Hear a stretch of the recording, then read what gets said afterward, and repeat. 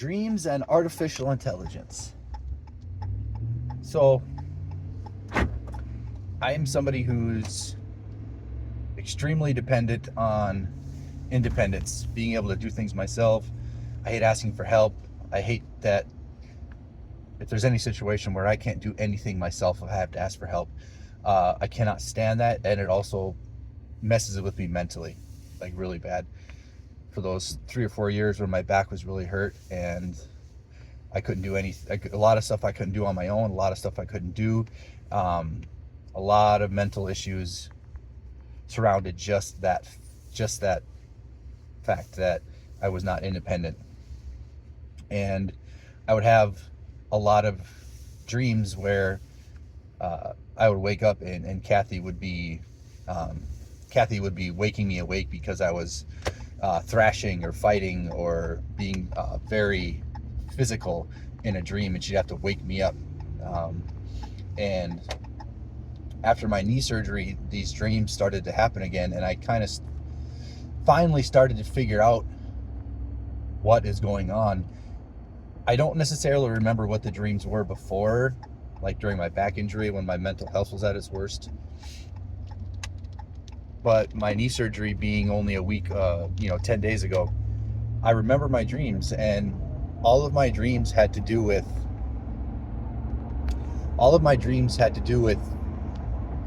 being helpless. I was in a situation to where something was happening. Either I was about to die or somebody I love was about to die. And the situation, there was nothing I could do. I was literally helpless. There's nothing I could do. And last night, I just very, very specifically remember my dream about being in a situation where I was going to die, and there was nothing that could be done. I was completely helpless. And I remember being woken up by Kathy because I was flailing around, with my arms and my hands, and I was trying to fight my way out of the dream. And then as I was laying in bed after that, trying to fall back asleep, it just hit me. And it's just crazy how much you can learn from your dreams, or how much you can interpret from your dreams. My lack of 100% independence really, really fucks with my head. It goes back to some very deep-seated issues with being inadequate and not being able to take care of myself, and having somebody else have to take care of me. And I don't know where that comes from, but I won't let Kathy help me with anything, even if it's irrelevant stuff. Like I won't let her help me with anything, and it's a running, just kind of a running joke. But that was just something crazy to see the correlation between the dreams, because yes, even though my knee surgery was a very easy knee surgery. I mean, I didn't need crutches. I did get both my knees operated on, but I didn't need crutches. But I couldn't do a lot myself. I have to wear these ridiculous thigh-high compression socks, and there's two incisions on each leg that you have to be careful about. And just even things like with being like intimate, even though she's okay with it, she doesn't care. Like the fact that I am not independent and I'm inadequate, like I can't really do anything. I just kind of have to chill out and let her do everything. I'm kind of afraid to move, because if things get kind of in the moment and we start moving around, then it's very easy that she could put her weight on my knees, or I could move my legs in a way that fucks my knees up, or just that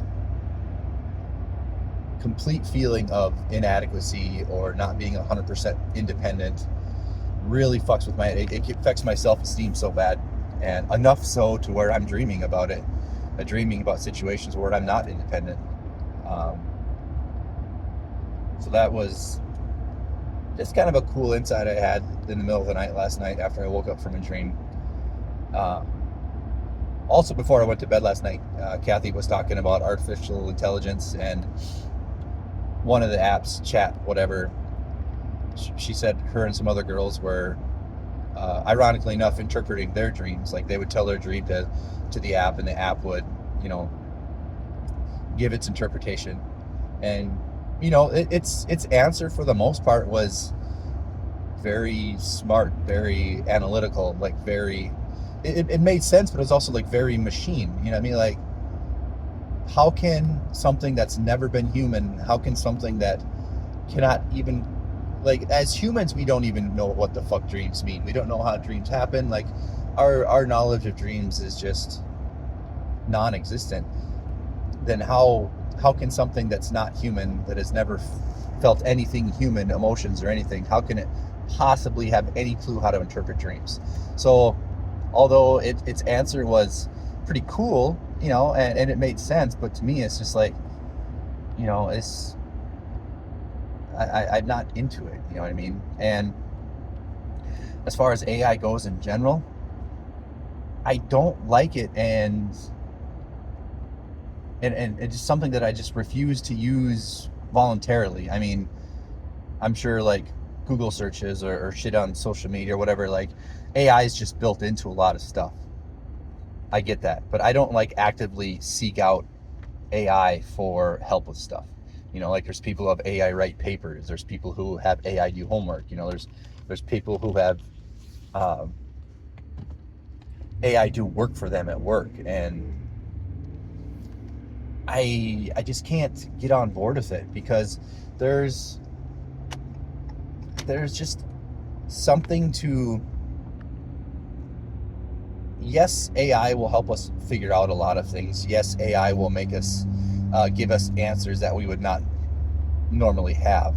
So yes, people will have a lot more information, a lot more knowledge, but that wasn't earned knowledge. And I honestly think that there is something to be said for knowledge that you earned and knowledge that you were given. There's just something that needs to be said neurologically for the changes your brain goes through when you work through something, you learned something, as opposed to when something is just given to you. You could compare it to people who grew up in ultra rich families who never had to work for money, never understood the meaning of a dollar. Is there any difference between that person who has millions of dollars, between the person who is self-made and built a company up from the ground, from zero, and now is a millionaire? Like, yes, they both have $1 million, but those two people are not the same. And it's just this complete ongoing compliance with doing less. And it's all subtle. And when I kind of like talk about it, people are like, what the fuck does it have to do with anything? Like DoorDash, making it significantly easier for people to get fast food or food. The grocery services where, people can buy their groceries for you. It's just subtle things like that, to where convenience is getting moved further and further forward to the forefront of humanity. And with AI is doing a lot of work for us.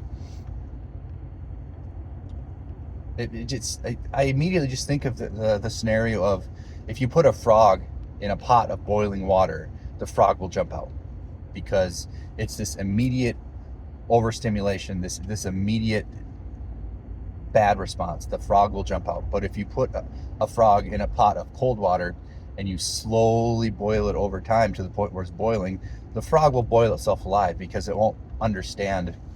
The increments of change were so minimal that before the frog even knows it, it's boiled alive. I honestly, that's how I see things. Like, convenience is being romanticized so much as, well, what's wrong with that? What's wrong with having this easier? What's wrong with having that easier? What's wrong with having things given to you? What's wrong with not having to stress and work for this stuff? And is it that bad? No, but there's something that can be said about the things that happen neurologically when you do the legwork and learn things for yourself. There's something to be said for being independent, getting your own groceries. If you really want fast food bad enough, then, just go and get it. Just things like that are just so subtle, but when you take 100 things that are subtle, they add up so fast. And I don't know why my thoughts from, AI reading my wife's dreams to, me thinking about society as a whole and how convenience is slowly making us lazy and dumbing us down. And so, yeah, but it's just, it's so subtle. It's so slow. Like we won't even know that we've lost our ability to tap into our own primal potential and actually see what the mind is capable of. Creativity is going to disappear, in my opinion. When was creativity, at its peak? When was art, music, and all that stuff at its peak? At times of hardship in our life, when there was nothing going on to but creative. There was nothing going on to get us away from the horror and filth of medieval life. Then being creative.